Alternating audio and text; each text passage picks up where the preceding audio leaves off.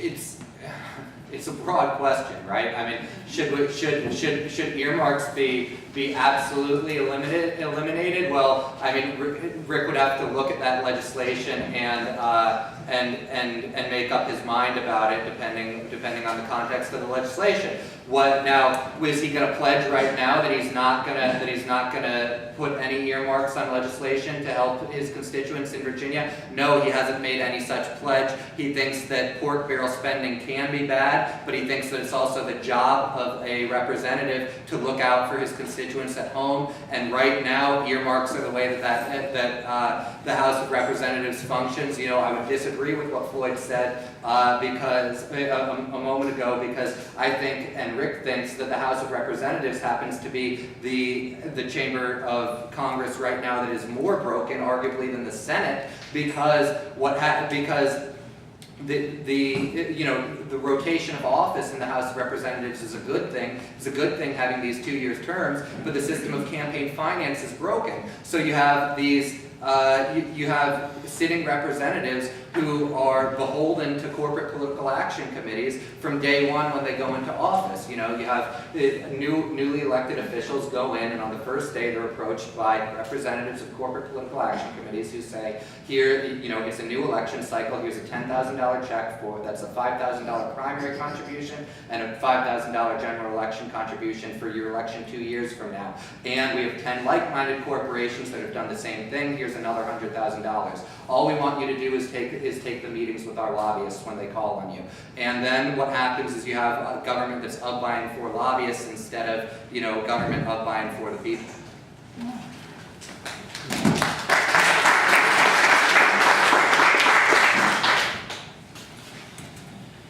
Earmarks are part of the Washington game. You know, they want a little something to make the people back home happy so they'll vote for me again. If it doesn't adhere to the Constitution, you shouldn't vote for it, period. I don't care whether Joe's fire department down the street is going to get a new fire truck as a result of it. I'm certain they'll be happy, and certainly the people in their area will be happy. But if two wrongs do not make a right, then you cannot continue to justify this system.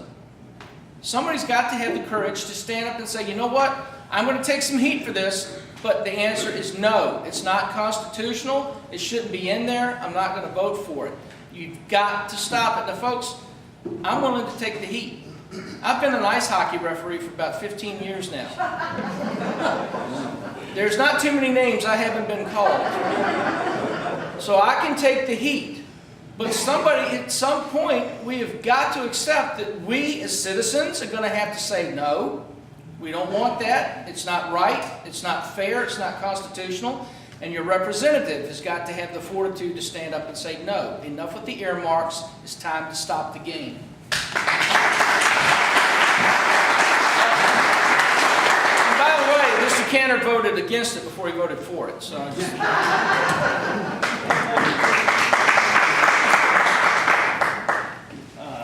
We've got a 1-year moratorium on earmarks that was led by the Republican Party.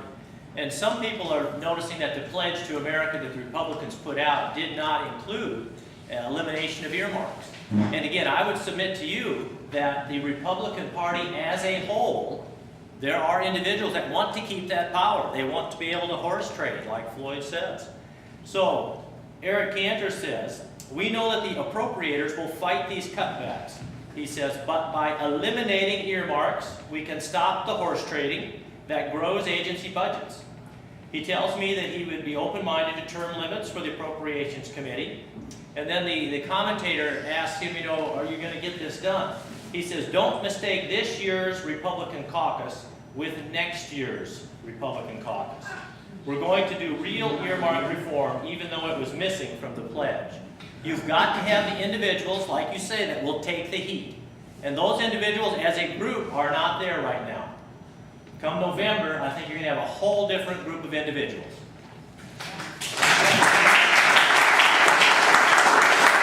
Excuse me, Bob, I just want to say in August, Eric Cantor said that if Republicans gain control of the House again, that then their moratorium on earmarks might end.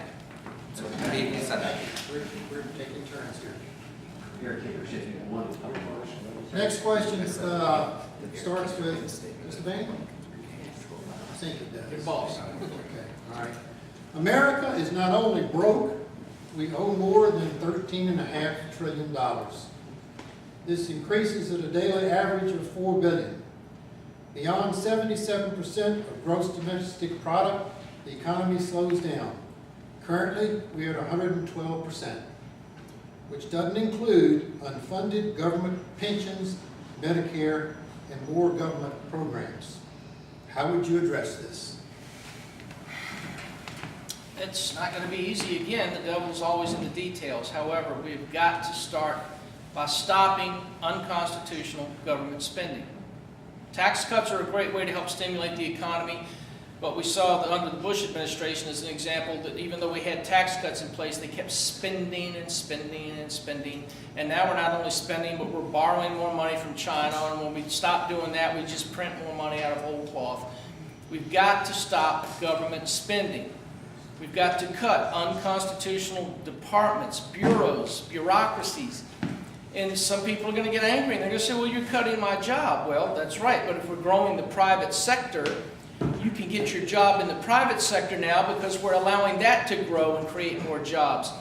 Government jobs are a civil service to us. They should not be a get-rich career. If you're not willing to do it because you want to help the people you're serving, certainly you should get a good wage. You shouldn't do it and be poor. But to think that you should have more benefits as a federal employee that you and I could ever hope to have in the private sector is ridiculous.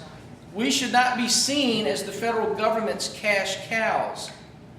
If they don't like the benefits they have at the federal level with their job, then quit and go get a job in the private sector.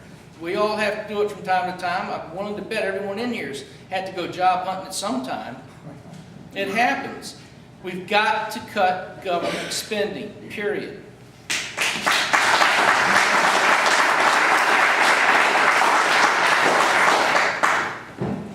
Well, I think you'd find Eric Cantor in agreement with that. And if you can get the votes that the spending would cut, I've read some quotes. He's laying out an agenda. He's putting that forward.